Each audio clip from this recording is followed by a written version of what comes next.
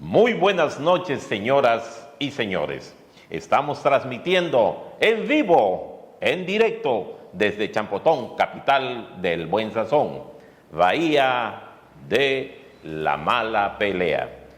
En esta noche hemos invitado a un personaje controvertido, polémico, político, empresario, tramitador, todo una especie de servicio en beneficio de la comunidad.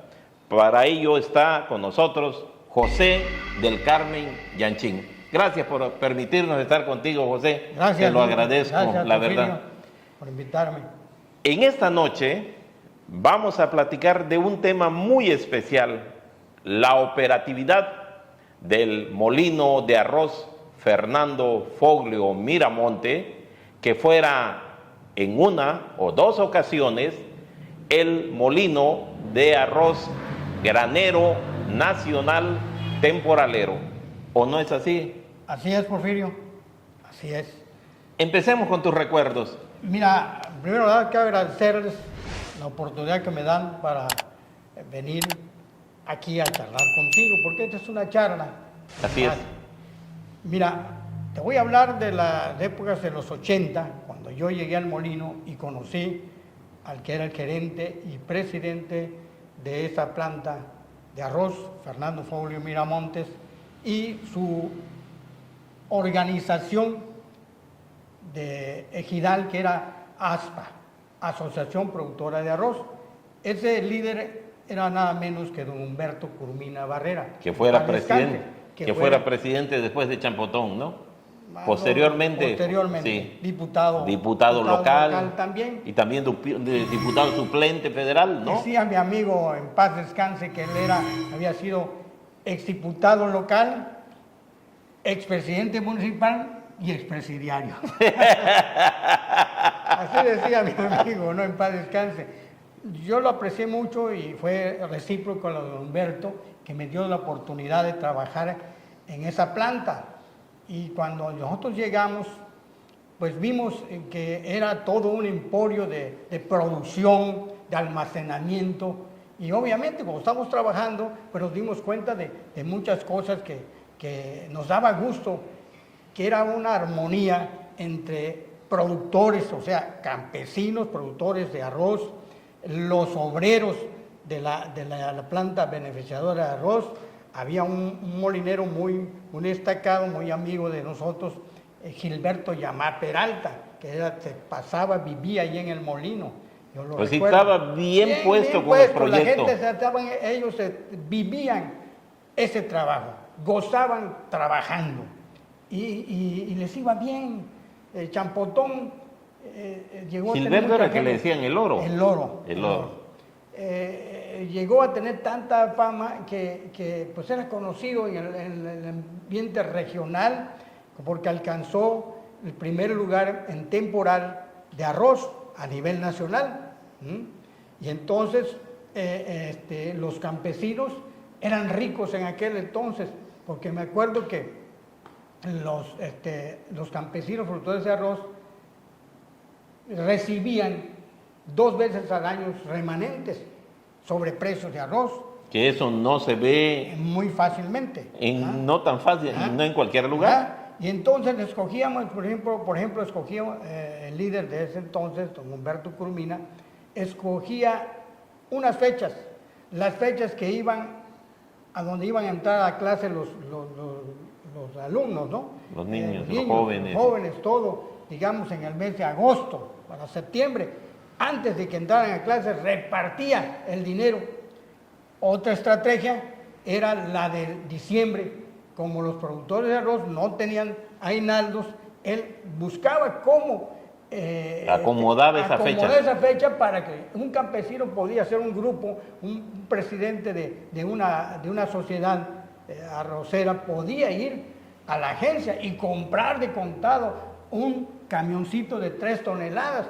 Y eso era Sí, bien. sí. Estaba en el valle, estaba todos los del valle, Yocaltún, Moscobó, Quetzalcóatl, todos los que están para eso, estaba entrando Salinas de Gortari, todas esas partes del valle eran productores grandes. Pero además de José, es una época en que llega gente de otros estados de la República, porque aquí había trabajo y había dinero. ¿Te acuerdas de aquel vocablo que se decía, hay dinero como arroz? Se puso de moda, decía, oye, ¿cómo estás?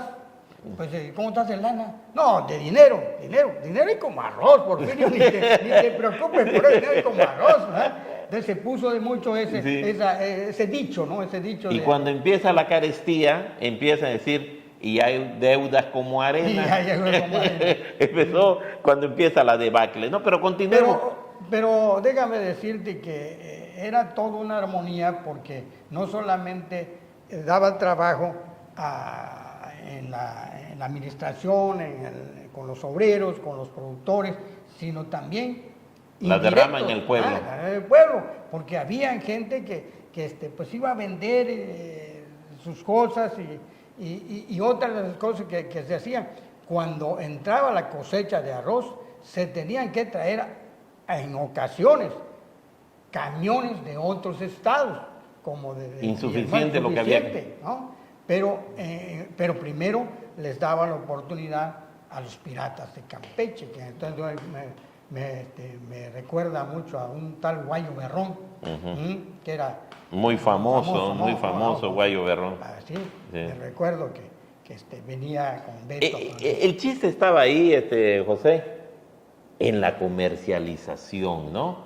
Que ese Humberto tenía esa habilidad, tenía esa visión de cómo apretar, cómo aflojar, dónde se dejaba perder y dónde tenía que ganar, todas esas cosas, ¿no? En todo, en la vida personal y en la sociedad y en la producción, pues es bonito hablar de cuando hay abundancia. Pero no me platiques de la abundancia, es de cuando ya existen problemas, porque los hay, cuando las cosechas no son del todo bien. ¿Por qué?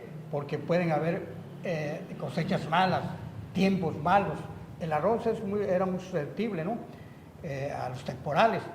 Y en ocasiones, yo recuerdo, por ejemplo, una vez se iba a recibir lo mínimo, digamos 8, 10 mil toneladas de arroz, poquito al lado a las 30, 40. ¿Cuál era la producción normal que tenían que tener? Unas 30.000 toneladas. Eso era para que pudieran salir el equilibrio, ¿no? Para salir con operaciones con los gastos fijos y todas las cosas, ¿no? Sí. Entonces, yo me acuerdo que Humberto dijo que vamos a hacer esto, y se reunió a su consejo, pues vamos a hacer pues ver qué hacemos, vamos a recibir muy poco, y los gastos fijos, pues son como su nombre. Sí, eso sigue corriendo, sigue corriendo. Y entonces, ¿qué vamos a hacer? Pues tenemos unos amigos ahí en México, y estaba, no sé si lo recuerdan ustedes, a don Paco Merino Rábago, un secretario de Agricultura y Recursos Hidráulicos en aquel entonces. Sí. Y fueron a ver a muy don famoso Paco, muy eso. famoso, porque creo que fue uno que intervino en el proyecto Coxamala. Sí, estuvo era un hombre muy poderoso. Y muy amigo de los champotoneros, muy amigo de Humberto, venía seguidos. Claro, en la operativa estaban gente muy experimentada. Conocí también a un señor, el ingeniero Bravo. Que era el asesor, ¿no? El asesor, cuando estaba Servicios Ejidales. Y él traía un equipo fuerte. Así que no estaban al ahí se va. Había y en aquel había entonces estructura. le aconsejaron a él, ¿no? Pues vamos a ver a don Paco. Pues vamos a ver a don Paco. Y fueron a ver a don Paco y le dice don Paco, Beto, ¿qué pasó? Oí que viene mala la temporada. Pues sí, don Paco, ya en temporada estamos pensando, porque nosotros no le podemos fallar a los productores.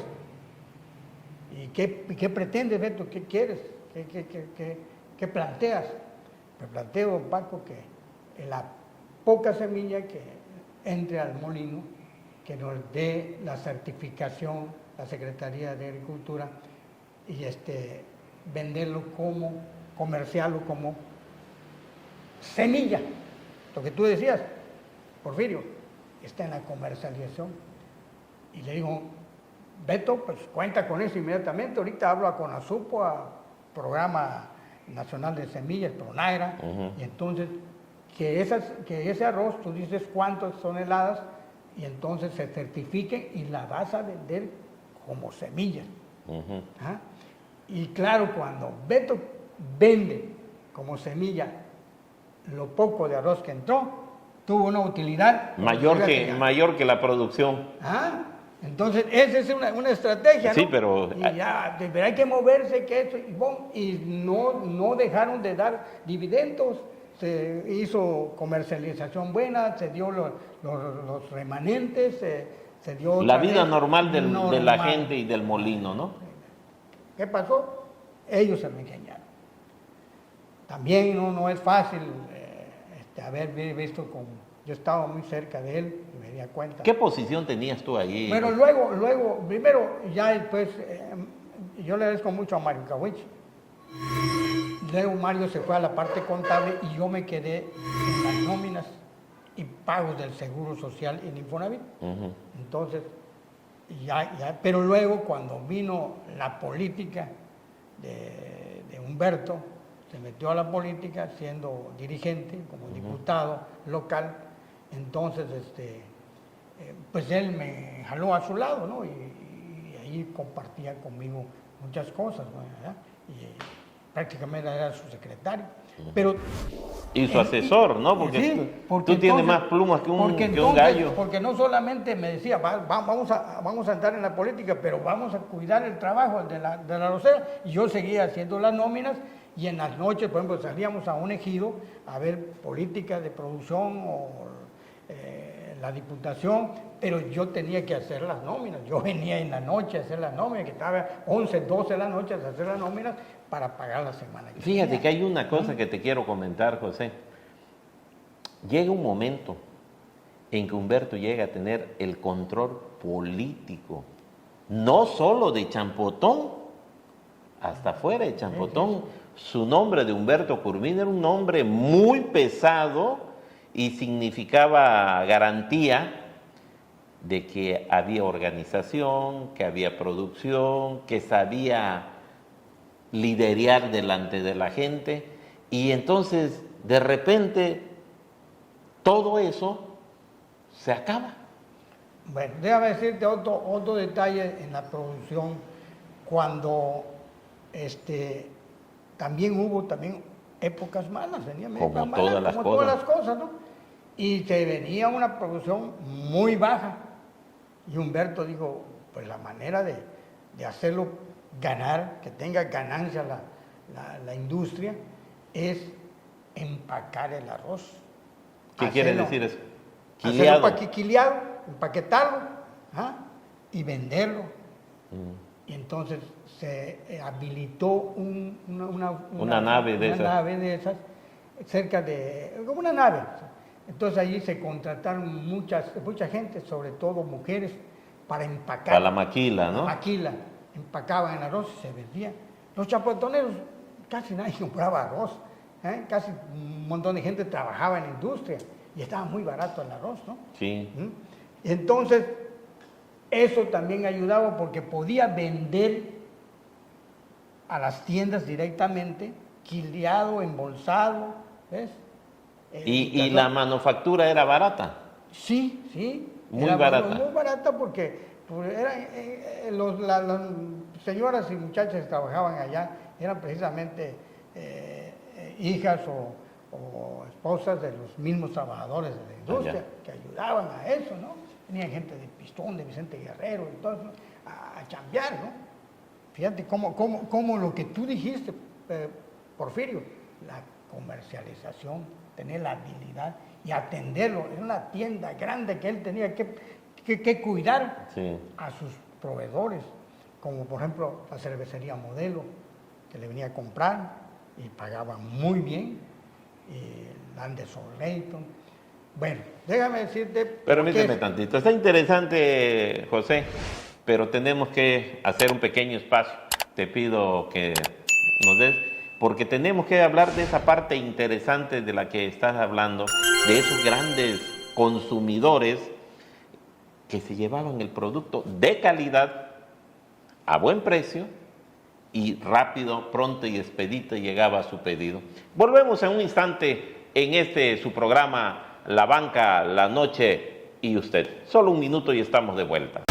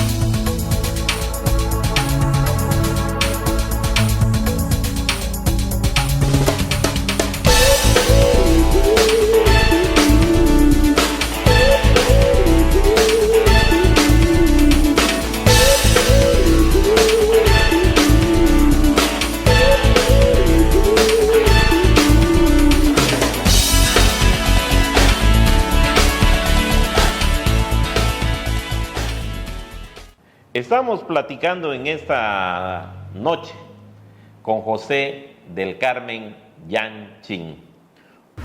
Una historia muy bonita, lleno de pasajes muy agradables, pero también tiene sus partes tristes, que finalmente eso es lo que le da el sabor a la vida. Cuando hablas de un líder como Humberto Curmina Barrera, quien fuera el gran líder del molino de arroz Fernando Foglio Miramonte, que tuvo la visión, que tuvo las relaciones y la capacidad como para hacer de este pueblo, mi pueblo, Champotón, el gran granero nacional en arroz palay temporalero. ¿O así es? Así fue, así es. Otra de las cosas que le vi fue cuando trajeron a Champotón las famosas trilladoras de arroz con oruga, porque eso fue una ventaja. Pero es que aquí no se conocía eso, no se sabía. Cuando empezaron a llegar las trilladoras, pensaron que eran como tanques de guerra, ¿no? Porque tenían orugas, sí. Entonces y eso la trompa que facilitó mucho la cosecha, porque una de las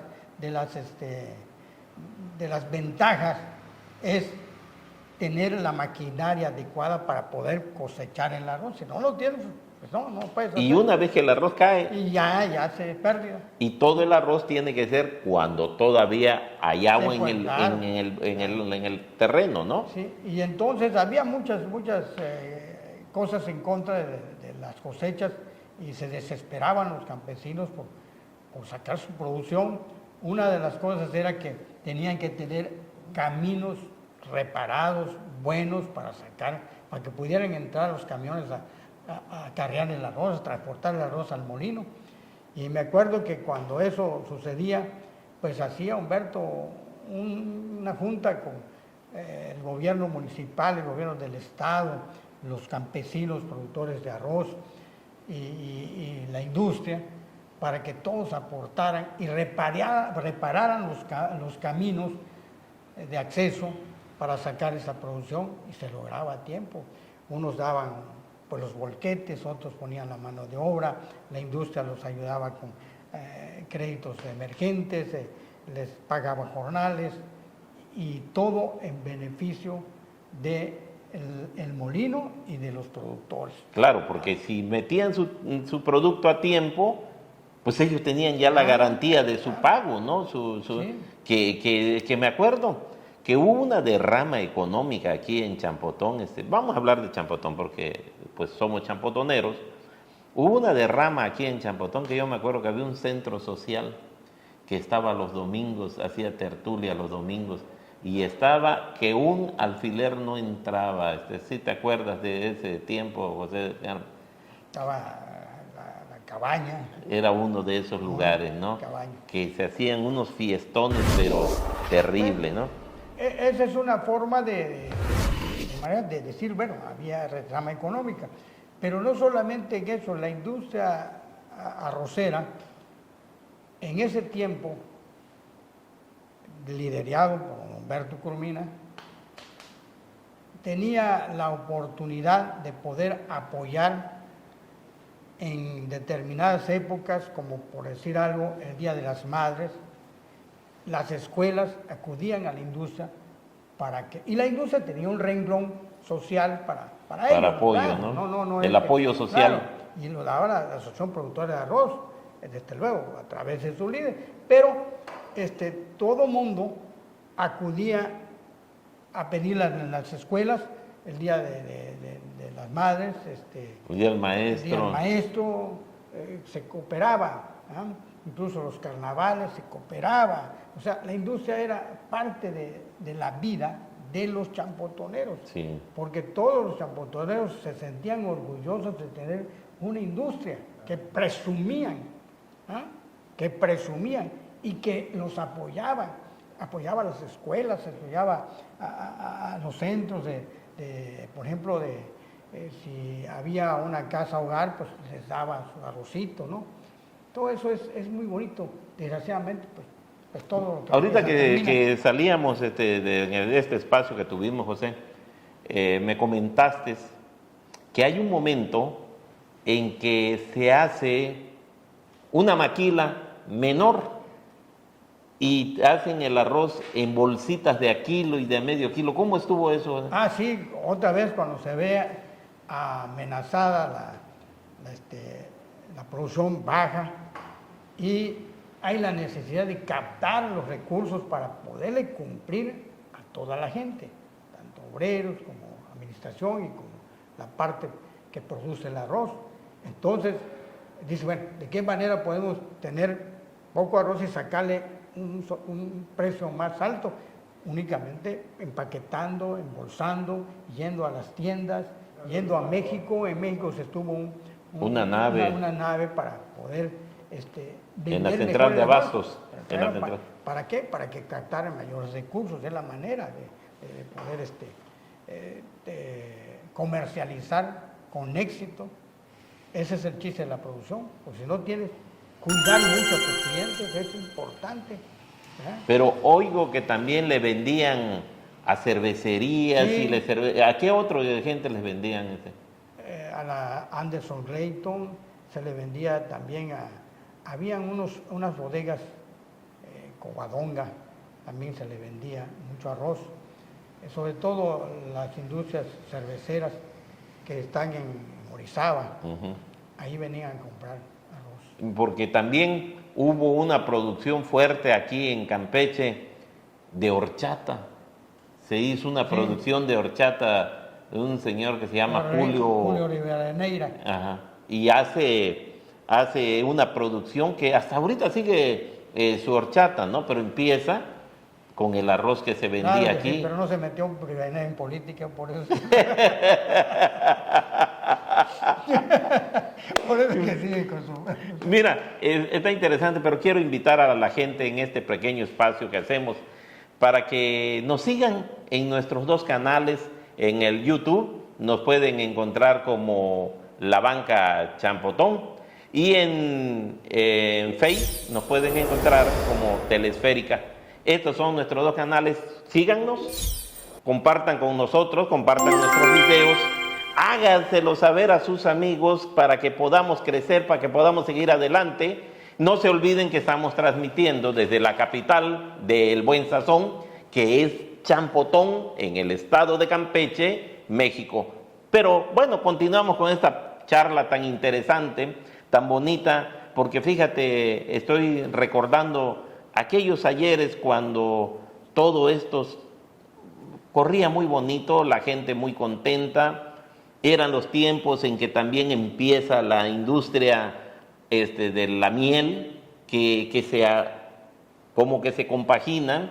Teníamos mucho pescado todavía, marisco, y entonces esto era un vergel, pero el arroz era la parte más fuerte que teníamos de la producción y además de la economía aquí en Champotón, y la gente muy contenta. Se construyeron varios, repararon sus casas, los ejidos iban y venían, casi todos tenían vehículos, la gente venía a comprar, proliferan la ropa, la gente ya no usaba ropa muy, muy pobre, ¿no? Sino hay ropa de mejor calidad.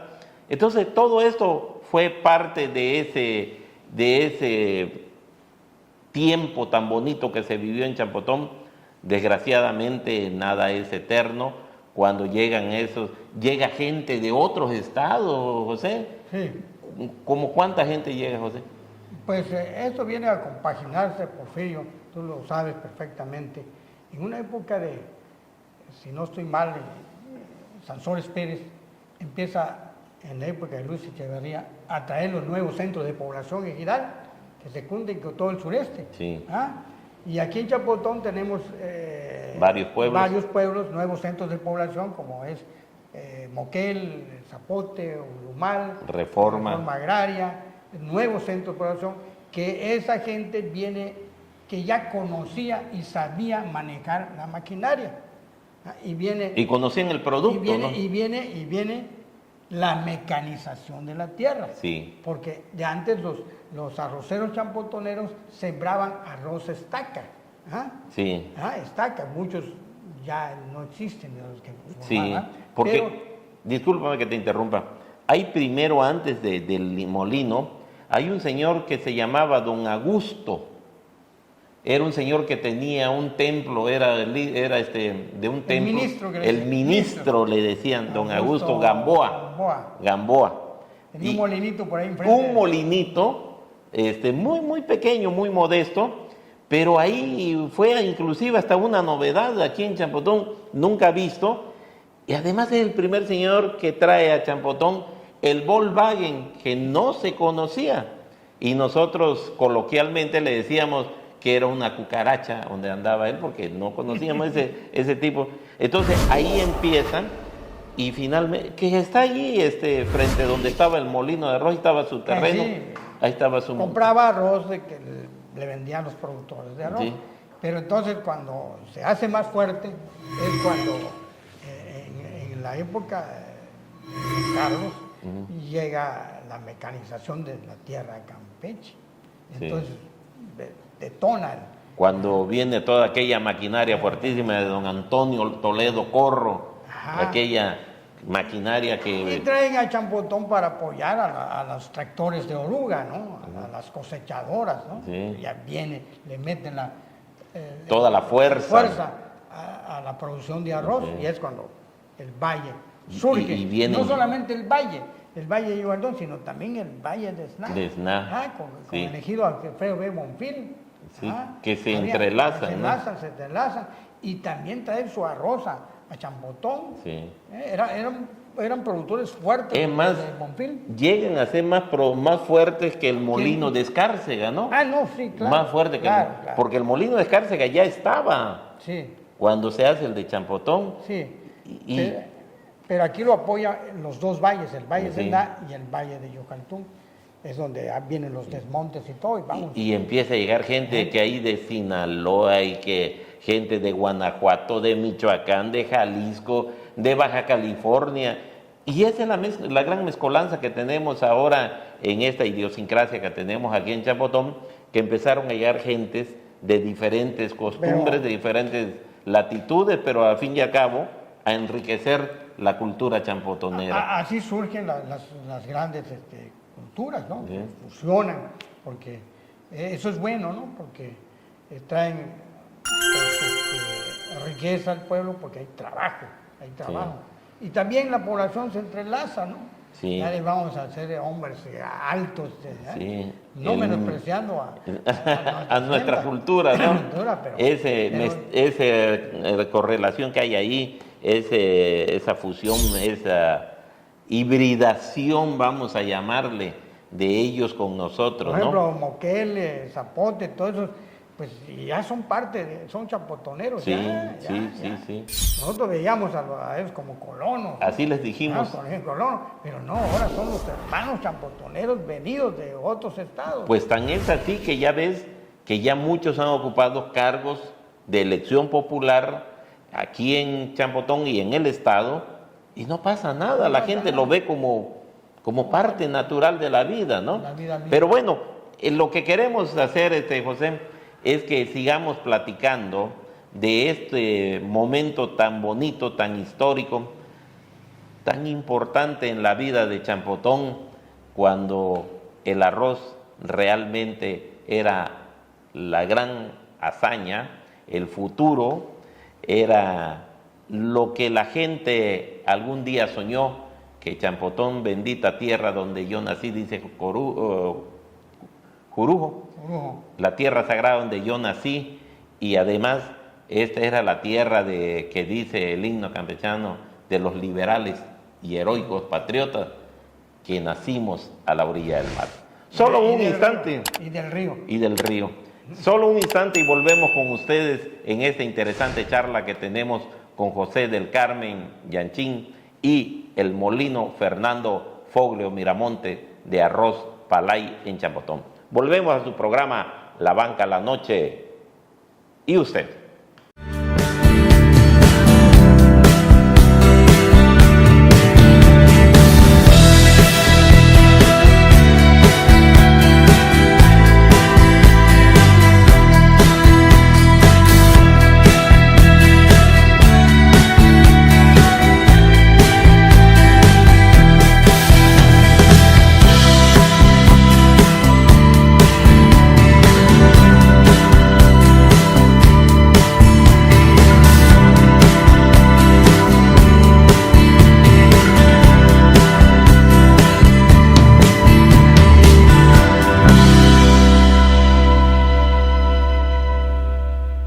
Estamos en este tercer set de esta plática tan interesante con José del Carmen Yanchín, pero les hago el recuerdo para todos los que nos ven, que nos vean a través de nuestros dos canales. En YouTube nos pueden encontrar como La Banca Champotón y en Face nos pueden encontrar como Telesférica. Compartan por favor nuestros videos, manden ustedes nuestros comentarios, manden su dedito arriba, toquen la campanita para que podamos continuar llegando a más lugares en donde deben de conocer la historia de cómo se fue construyendo esta gran ciudad, capital del buen sazón, que se llama Champotón. Además, cuna del danzón Champotón, uno de los primeros danzones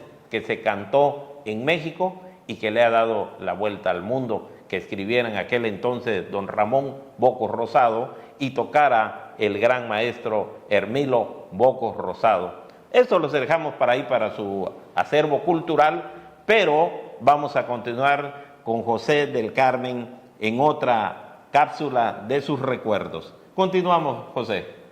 Estamos en el asunto de que ya comercializaron en bolsitas. Ahora vamos a ver cuál era la visión de Humberto, qué era lo que pensaba seguir haciendo con el molino. Bueno, Humberto Coromina, pues prevía, ¿no? Porque se empezaron, así como fue una cosa multifactorial, el emporio de producción y de comercialización del molino de arroz, así también es multifactorial tal vez su caída. Y él decía, el día que ya no esté aptos los campos para la producción, porque se está enllonzando, toda la parte se vino el Johnson. Y la navajuela. Y la navajuela y todo eso. Él decía, bueno, el día que no tengamos ya suficiente producción de arroz, pues empezaremos a buscar otras cosas. Otra alternativa. Por ejemplo, el sorgo, por ejemplo... Algún día se habló también de la caña de azúcar, ¿no? Sí, se habló, pero más bien él decía las bodegas porque estaban aptas para recibir granos como la chigua, el frijol, el sorgo. Entonces, con 4 o 5, pues aunque se fuese, digamos, 5,000 o 8,000 toneladas de arroz, otras cantidades en sorgo, otras... Una diversidad que iba a haber. Y entonces a comercializar eso y que los productores también tenían que rotar sus cultivos, porque no todo el tiempo... Salir del monocultivo para irnos al policultivo. ¿Y qué pasó? Pues aquí que ganó el Johnson, ganó mucho terreno, que ya luego dejó de ser apto para la producción de arroz. Y ya vinieron otros, como vinieron gente de todo el país, gente de otros estados, a invertir a Champotón. Y si tú vas al valle ahorita, hay grandes extensiones de sorgo, de gente que ha venido a echarle los kilos. ¿Y ese sorgo dónde lo están llevando? No lo sé. ¿Dónde lo maquilan? ¿Dónde? Lo que yo he visto, que no sé ahí, no sé cómo está lo del sorgo. ¿Para qué mentirte, meterme en eso, no? Pero lo únicamente te puedo decir que aquí tú vas allá y ves ya no, rotaron el cultivo. Tal vez en un momento algunas personas pensaron en caña, ¿no? Pero no fue así. Sí, fíjate que hay una parte muy interesante cuando Humberto empieza a meterse a política y el molino empieza a tambalear. Creo que la mejor política que tenía era seguir siendo política de trabajo, la política produccional, ¿no? De producción, claro, porque ahí él tenía todo. Era un líder natural que maneja todo la parte de Champotón, parte de Escárcega, inclusive de Campeche, porque venían los de Bonfil y toda esa parte por allá donde se cosechaba. Chunchintoc, todo eso venía.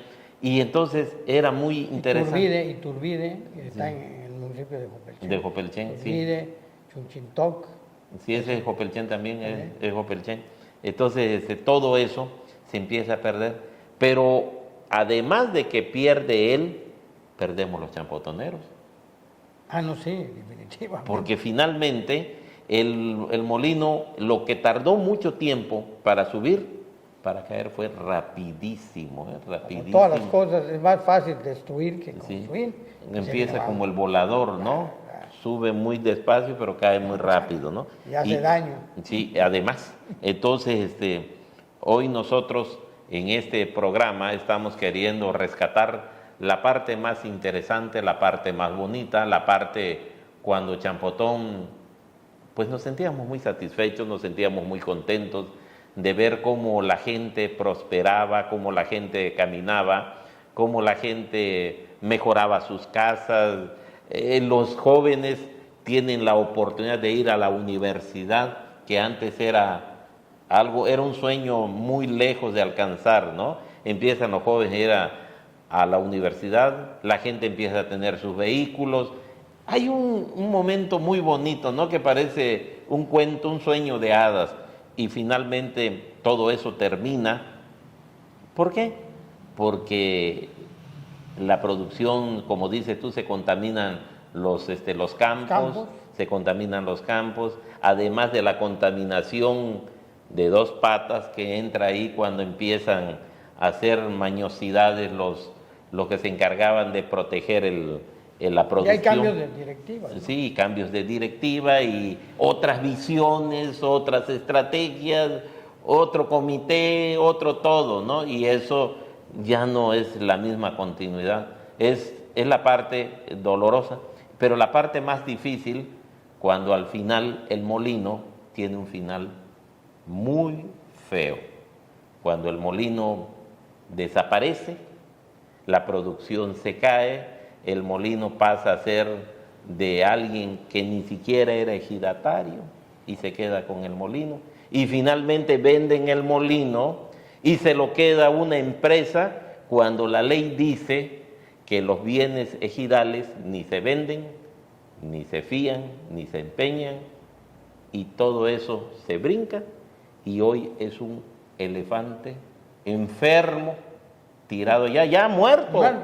Porque además debo decirte que hay un saqueo indiscriminado ahí, ya se llevaron todo lo que había, y no ha habido nadie que tenga esa capacidad de decir, oye, esto le pertenece a los campesinos, le pertenece al pueblo, y ahí estamos. Pero bueno, José, ¿tú qué opinas de todo esto que estamos viendo ahora, José? ¿Qué opinas? ¿Qué le recomiendas a la gente para el futuro, si es que llegamos a tener otra industria de este tipo? Pues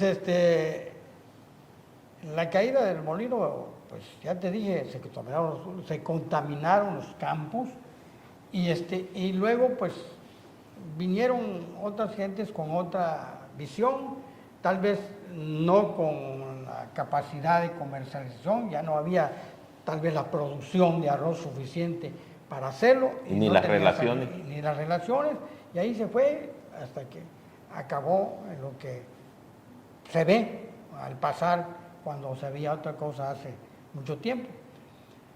La recomendación es que tenemos que rescatar valores con visión, ¿no? Valores modernos. ¿Por qué? ¿Por qué modernos? Porque van llegando ahorita inversionistas, incluso extranjeros. Ya una reunión en el ejido, en la casa, en la comisaría ejidal de Champotón, donde un grupo de empresarios en Nuevo León van a hacer una inversión, invitan a los champotoneros. Pues esa es otra, es otra. Es la dinámica, ¿no? La dinámica a seguir. Ya no podemos pensar y vamos a rescatar el Valle Ugarte, porque ya eso ya no existe. Es un sueño guajiro, ¿no? Como existe, como está acabada la industria, así está acabado todo el campo, y ahorita ya es otra cosa.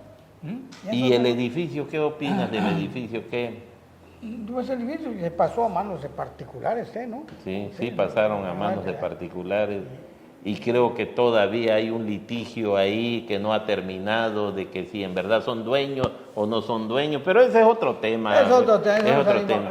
Aquí no venimos a hablar de la pobreza, ni de derrumbe, ni de la destrucción de lo que fue, sino que lo que fue. Que fue un ejemplo muy bueno, muy bonito, muy ejemplar para las generaciones, y que en un momento fue orgullo del Estado y del municipio.